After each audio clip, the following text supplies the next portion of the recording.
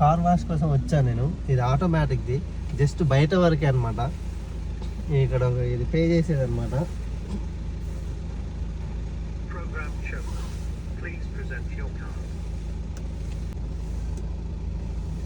ఇట్లా పే చేయాలి. ఇట్లా పే చేసిన తర్వాత మనకు ఇప్పుడు మనం లోపలికి పోవాలి. మిర్రర్ అయితే కాదు, లేకపోతే మనల్ని తడిపేస్తుంది ఇదంతా. నేను అటు ఇటు తిప్పుతుంటే నువ్వు ఎడబడతాడ పెట్టకు, నేను చెప్పిన కాడ పెట్టని చెప్పేసి అదే చెప్తుంది. ఇప్పుడు మొత్తం అంటే ఫోమ్ అన్నమాట, సరిపేస్తుంది పైన మొత్తం సరిపేస్తుంది అటు ఇటు. చూద్దాం ఇది ఎలా చేస్తుందో. నేను ఈ మన బండిని ఫస్ట్ టైం చేపిస్తున్నా అంతే. ఏదన్నా ఉంటే బయటే చేయించేది మామూలుగా కార్ వాష్ సెంటర్స్లో. ఈ ఆటోమేటిక్ది ఒకసారి ట్రై చేద్దామని చెప్పేసి వచ్చా. చూద్దాం పరిస్థితి. ఇది ఇట్ట తిరుగుతుంది, ఇంత స్పీడ్ తిరుగుతుంది ఏమన్నా ఉంటే. అయ్యో, నేను దాని మీద ఒక రేడియం స్టిక్కర్ వేసా. ఇది తిరుగుడికి అది ఊసిపోయేలా ఉంది. చూడాలి దీని పరిస్థితి ఎట్లా ఉంటుందో. వెనక యాంటీనా ఉంది, యాంటీనా దగ్గర లేస్తుందా యాంటీనా ఊసిపోతుంది. ఆనేనే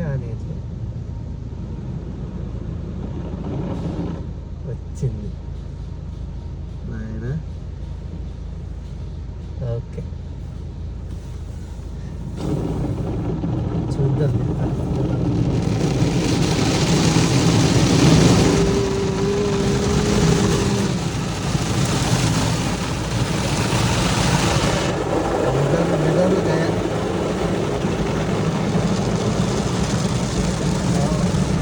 ఇలా మిర్రర్ క్లోజ్ అయింది అంటే ఆ మిర్రర్ వచ్చినప్పుడు అది గ్యాప్ ఇవ్వలేదు, అలానే చేసింది. అటు సైడ్ ఏమో ఓపెన్లోనే ఉంది.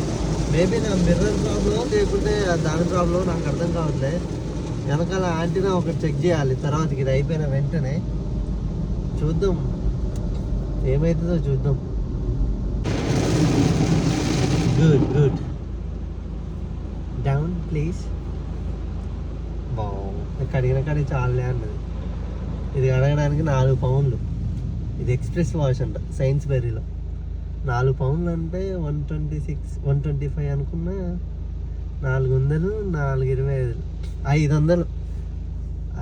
మరి ఇది ఏమాత్రం కడిగిందో దిగి తర్వాత రివ్యూ ఇస్తాను మీకు. ఫార్వర్డ్ అంట ఇక్కడ చూపిస్తుంది, ఫార్వర్డ్ అని, ముందుకెళ్ళమని. డార్లింగ్, చేయించుకుంటే బయటనే చేయించుకోండి, ఆటోమేటిక్ అని చెప్పి చేయించుకోకండి. నా ఎక్స్పీరియన్స్ ఇప్పుడు మీ ముందే చెప్తున్నా, చూడండి. కమాన్ క్లోజ్.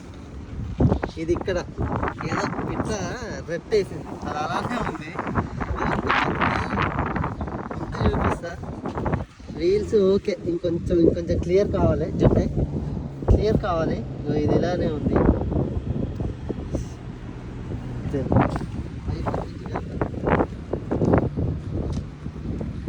కనుక ఓకే, ఇక్కడ ఇది ఇలానే ఉంది. జస్ట్ ఏమైనా వాటర్ ప్రెస్ చేయడం తప్ప ఇది ఏ పని చేయట్లేదు.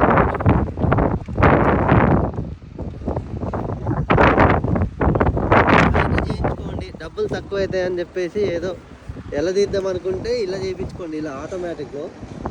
లేదు అంటే వాష్ చేయించుకోవడం చాలా బెటర్. Thank you.